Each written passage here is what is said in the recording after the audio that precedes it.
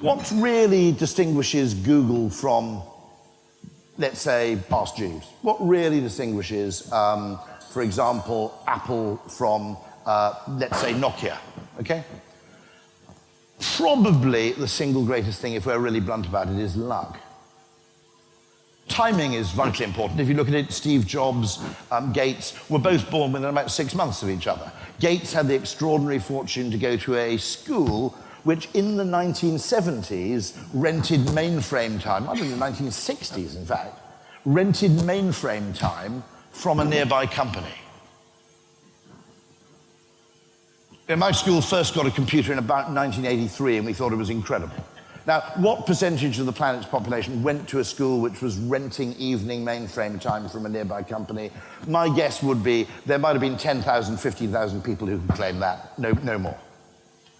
There's a huge amount of luck.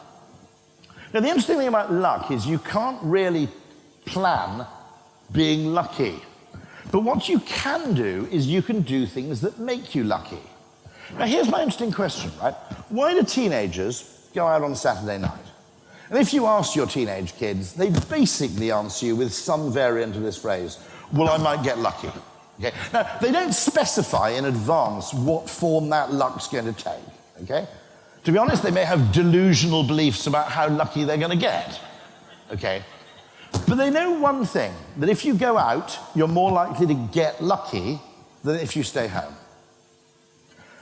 Now, the interesting thing about that is all teenagers know that instinctively and they act accordingly. In a business, you wouldn't be allowed to do that, would you?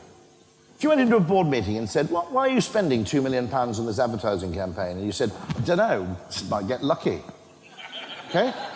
Who knows, right? Okay?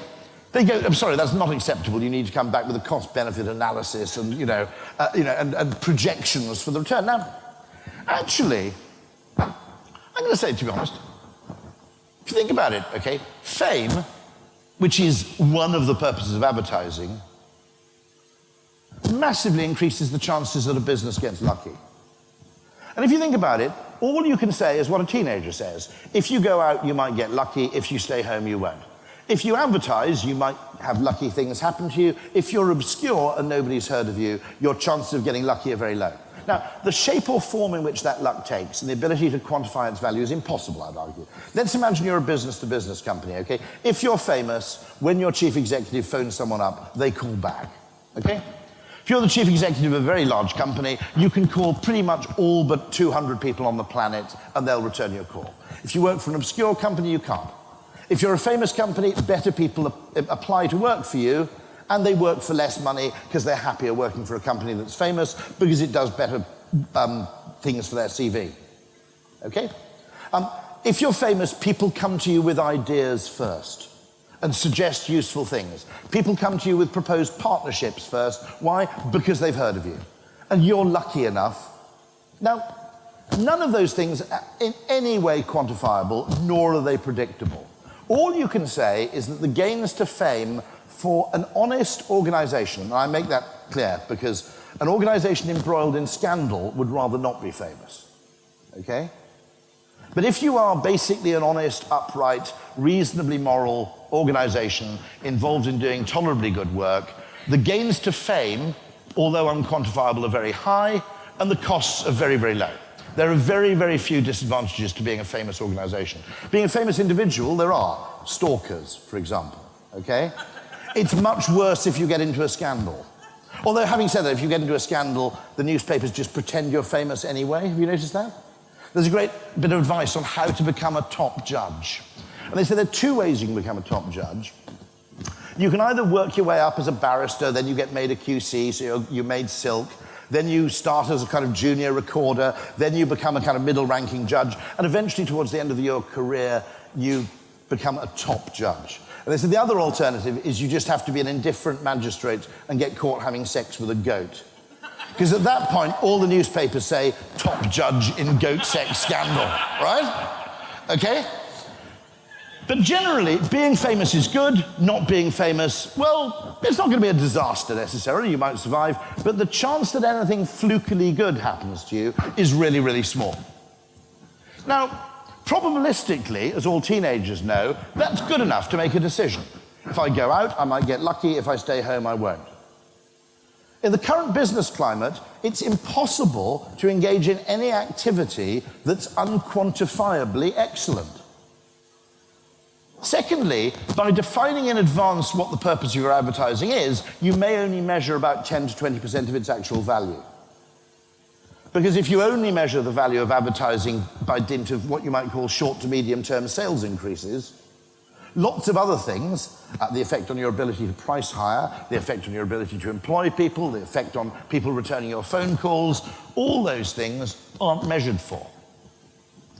And so the obsession with making advertising totally quantifiable seems to make it less valuable. Now, if you don't believe in my luck approach, I'll give you two examples.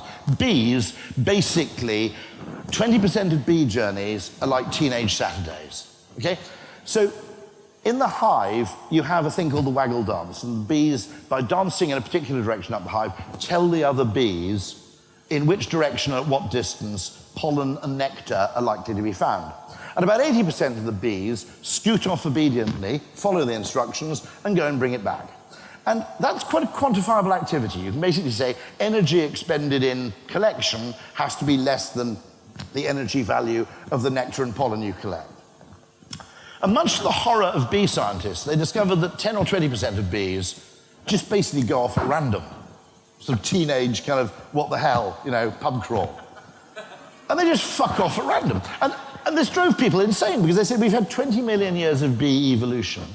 Surely in that time, you'd expect that they would have evolved bee compliance officers who would have gone around going, we need a higher level of compliance with the waggle dance to bring our nectar collection target in line with our forecast for Q3, which is pretty much how ad agencies run nowadays, okay? And they couldn't understand why on earth evolution would have allowed this apparent inefficiency until they discovered that, of course, two things. One, if you become overly dependent on exploiting what you already know, you get trapped in a local maximum and eventually you starve to death. So as soon as the environment changes, you're totally ill-prepared to adapt. Secondly, of course, the point of these bees is basically they might get lucky. The majority of their journeys are a complete waste of time, but if nobody makes any of these journeys, nobody ever discovers the fantastic source of nectar that lies just over the horizon.